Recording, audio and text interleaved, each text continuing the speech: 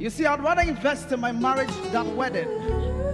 I'd rather spend on my yet-to-be family than spend on the lustful pleasures of this society.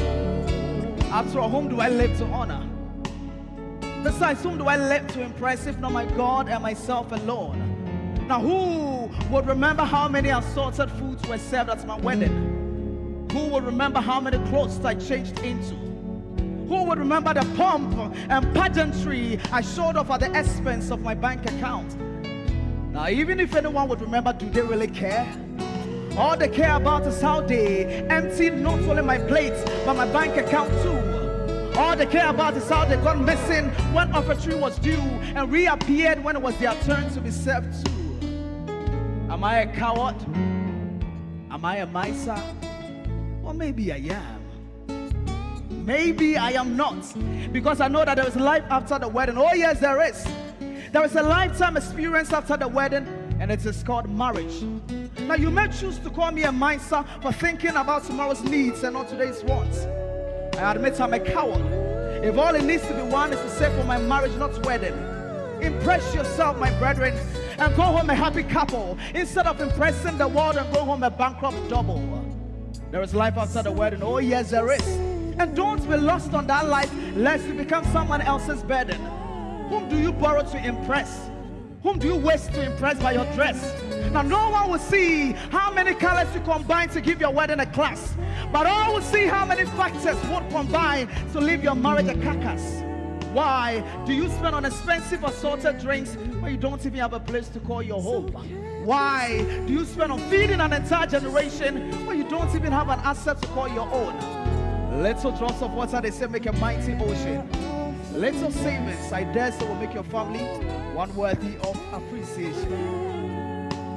For better or for worse, I die for you. Can't you see that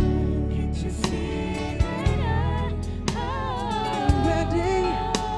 For better or for worse.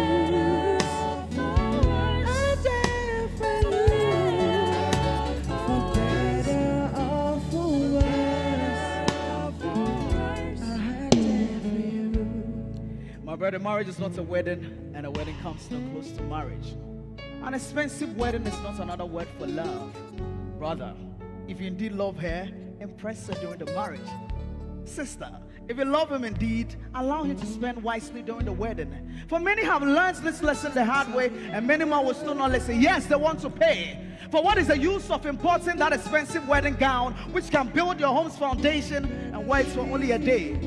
Now, you could probably have spent that much if the gown was all she was going to wear all of a lifetime. What on earth is the essence of buying a new pair of wedding shoes when you have a long queue of them never worn in your time? Now, whose record are you trying to break? Guinness Book of Records or Alomo Book of Records?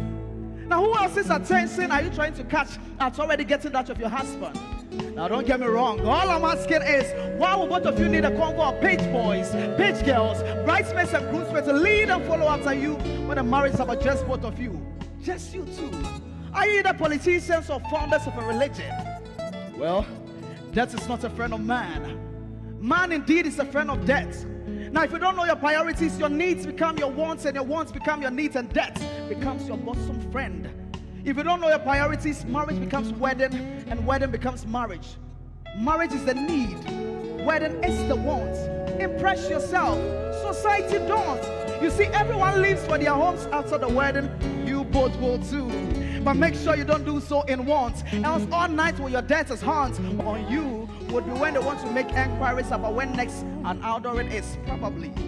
As to how you are surviving after the wedding, no one cares to know. Because you are even lucky at a wedding's gift table, one Ghana they did so. My brother, marriage is not a wedding, and a wedding comes no close to marriage. Your choices and demands will make and or make your marriage. Now, you can start life as a hide and seek couple, but that's still your choice to make.